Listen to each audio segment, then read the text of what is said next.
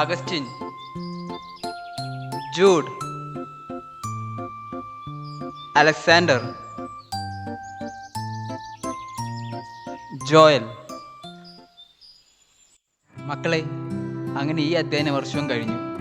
ഇനി നിങ്ങൾ എടുക്കാൻ പോകുന്ന തീരുമാനമായിരിക്കും നിങ്ങളുടെ ജീവിതം തന്നെ മാറ്റിമറിക്കാൻ പോകുന്നത്. അല്ല ബ്രദറെ, ഈ ആൻസർ പേപ്പറിന്റെ കൂടെ എന്താ ഒരു നോട്ടീസ് കൂടി? അത് നമ്മുടെ മെർസിഡർ സഭയിലെ ദൈവവിളി ക്യാമ്പിന്റെ നോട്ടീസാ. എന്നാ ബ്രദറെ ഇവനെ കൂടി കൊണ്ടുപോയിക്കോ. ഏയ് ഞാനൊന്നുമില്ല.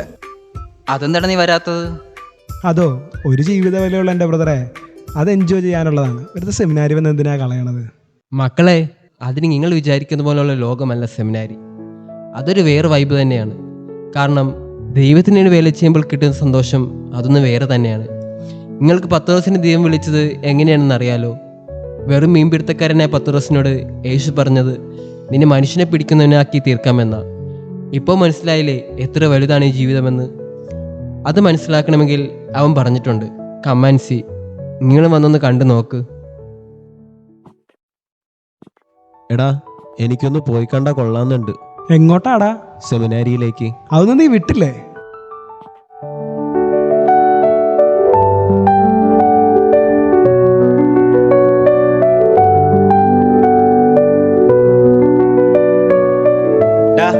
നീങ്ങ വന്നേ. ദേ നോക്കേ, നിന്നെ പോലെയുള്ള പിള്ളേർക്ക് വിദേശ നല്ല ജോലി അവസരങ്ങളുണ്ട്. വേഗം വല്ലം പടി ജോലി വാങ്ങാൻ നോക്ക്. അപ്പാ, എനിക്കൊരു കാര്യം പറയാനുണ്ട്. എന്താ?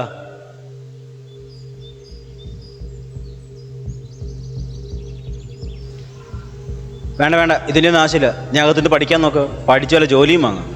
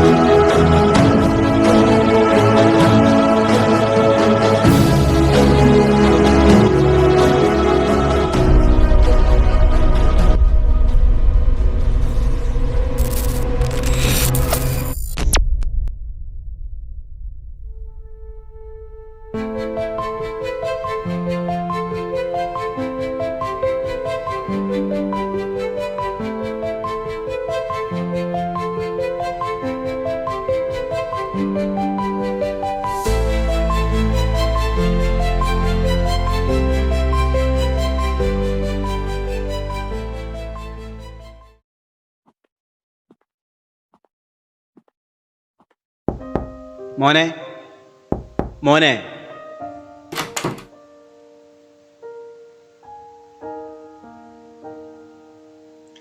മോനെ, വാ ഭക്ഷണം കഴിക്കാം.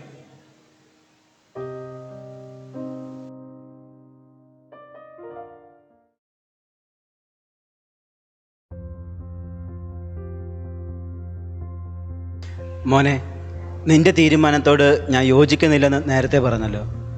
പക്ഷേ ഇത് നിന്റെ ജീവിതമാണ്. ഇവിടെ തീരുമാനമെടുക്കുന്നത് ഞാനല്ല, നീയാണ്.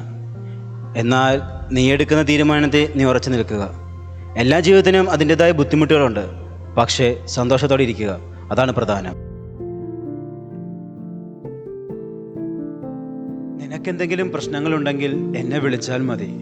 പ്രശ്നങ്ങൾ പലതും നീ അഭിമുഖീകരിക്കേണ്ടതായി വരും, പലപ്പോഴും ഇടറി വീഴും.